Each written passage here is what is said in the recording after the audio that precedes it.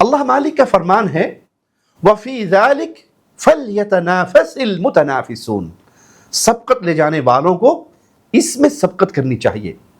حسن بصری رحمہ اللہ فرماتے ہیں جب آپ کسی شخص کو دیکھو کہ وہ آپ کے دنیاوی امور میں آپ سے مقابلہ کر رہا ہے، سبقت لے جا رہا ہے، تو آپ اس سے آخرت کے معاملے میں سبقت لے جانے کی کوشش کرو، اور زیادہ نیک اعمال کرو اور کثرت سے نیکیے کرو۔ اس آیت کی روشنی میں ہمیں بھی اپنی نیت کی اصلاح کرنی چاہیے۔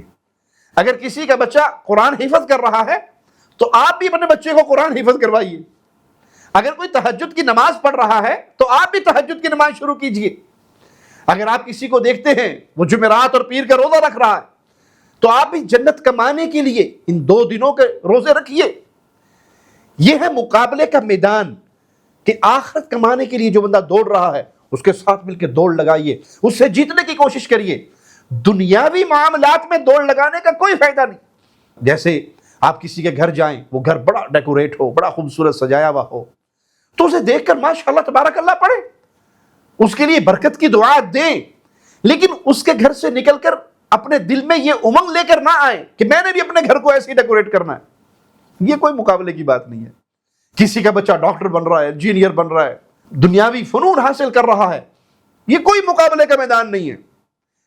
پیٹ پالنے کے لیے دنیاوی فن کا سکھانا ضرورت ہے، ضروری سکھائیے، لیکن مسلمان بنانا، دین کا علم دینا، آخرت کا علم دینا، اس کی آخرت سنوارنا، یہ اصل مستقبل ہے اور یہ ہے اصل مقابلے کی جگہ۔